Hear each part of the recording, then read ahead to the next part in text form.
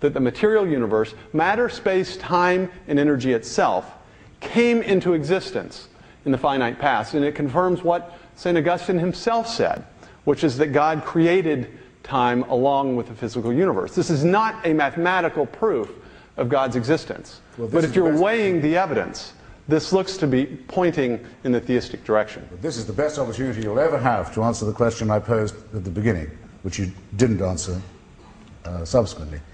In that case, why can we be sure that nothingness is about to be delivered to us instead of somethingness?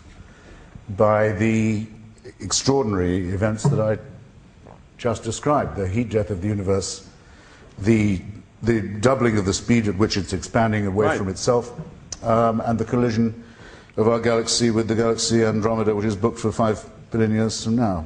So our somethingness is certain to be replaced, not in infinite but finite, measurable, predictable time with nothingness, and you have nothing to say about that plan, that planner, that design, or that designer. You can't go on ducking this question any longer in my submission. Everyone's waiting with bated breath for you. I don't think that there's anything in the theistic view of the world that entails the universe is eternal. I think Mr. Hitchens is assuming some particular perspective that I do not represent. The life everlasting?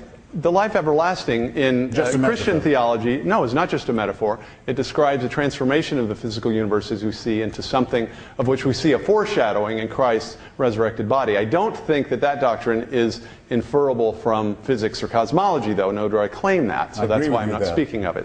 Okay, let's go on to the next question. This is from Pat. And by the way, 5 billion years. I must say, I give you credit, Christopher, for worrying about what's going to happen. I'm really not worried about that. Also, 5 billion years from now, it's pretty soon.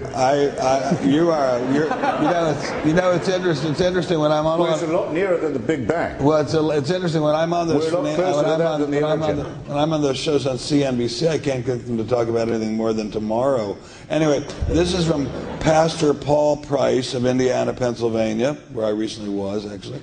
Mr. Hitchens, does it not take more faith to take your position that all things just evolved from nothing than to believe in intelligent design by God?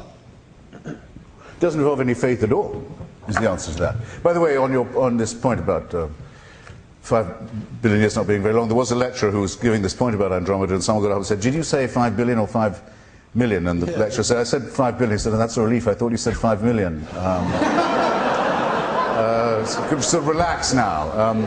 It is, in fact, as everyone here has studied physics, even in as little as I have, in cosmological time, very, very soon. I mean, we can already see Andromeda with the naked eye. It's beginning to fill our night sky.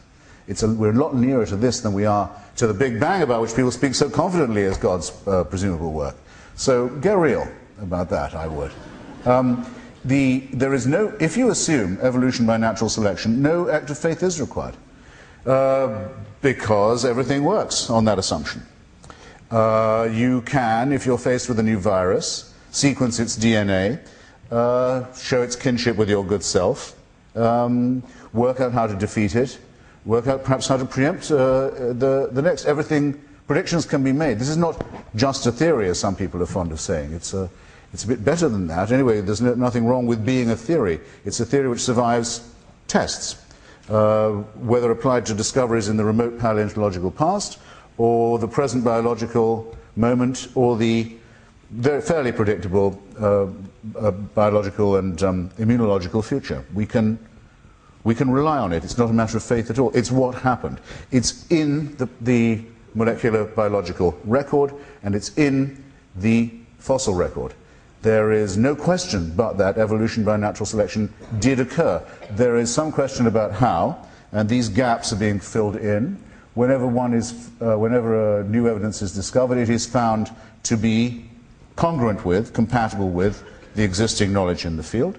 No one is entitled any longer, and in fact the effort's almost been given up, to assume that the gaps produce a mystery which can only be filled by an explanation from the supernatural. That's now considered to be too lame for most public consumption, unless you go to the Ohio Museum with the animatronic children and dinosaurs. By the way, who considers... Which I recommend, by the way, that you do. Who does consider it that lame, Christopher? What? You said it's considered that lame. It's considered pretty lame but to... Who considers it's it considered pretty lame, I find. I can't...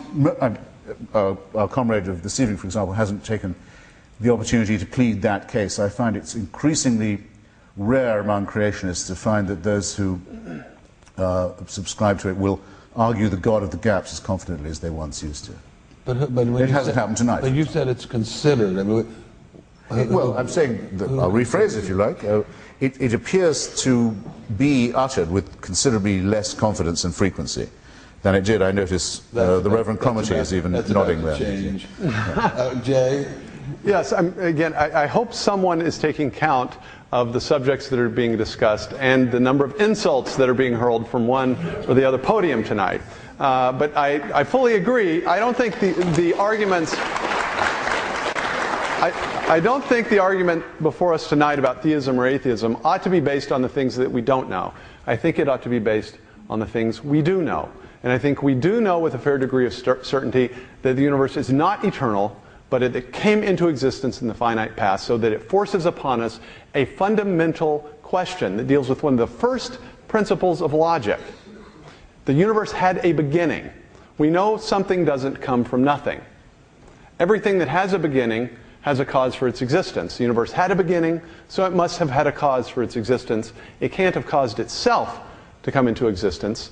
This is a strongly theistic piece of evidence drawn from the best science of the day.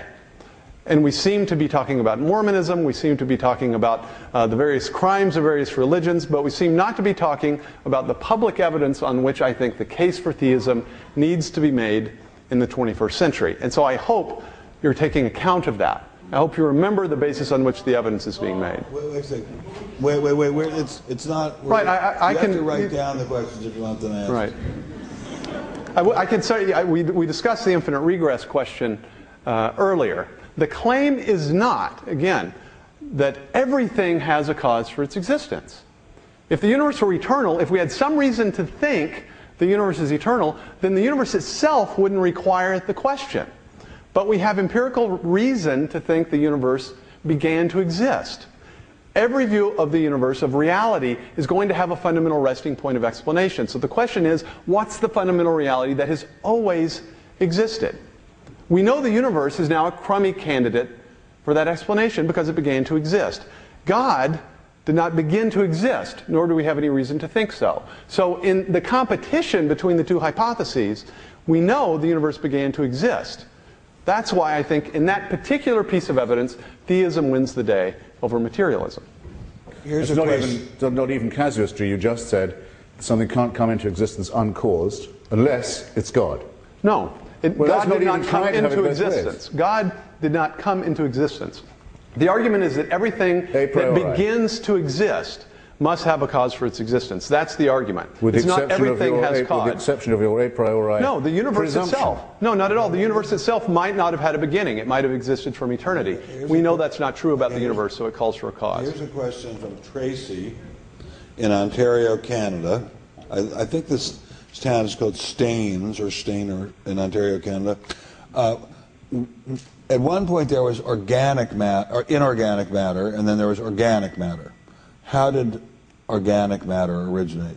We'll start with, so we usually start with Christopher. We'll start with you this time, Jay. Yeah, there's this fundamental question. Everyone recognizes it. It's not as if the atheists or the theists recognize this as a problem. There's some fundamentally or qualitatively different reality that we see in the origination of life. Life differs in some fundamental way from the things we see in mere physics or mere chemistry. There's of course, a debate. There's a huge debate simply about the definition of life. The fundamental reality that I would say is different in life that you don't have in mere physics or chemistry is information. And information, I would argue, is a fundamentally different type of reality from mere matter or chemistry. Think of it this way. Think of text that's written on a page. Right? Physics and chemistry can explain the properties of the ink, the properties of the paper, can describe why the ink is a good medium for holding some kind of information. But the information on a page, the message, is different. It's grounded in the medium, right? But you can't explain the information itself in terms of physics and chemistry. In the same way, you can't explain the coding regions in DNA in terms of bonding affinities or physical laws or basic physical or chemical laws. There's a fundamentally different type of reality. So that when we're asking the question of the origin of life, we're asking the question of the origin of biology.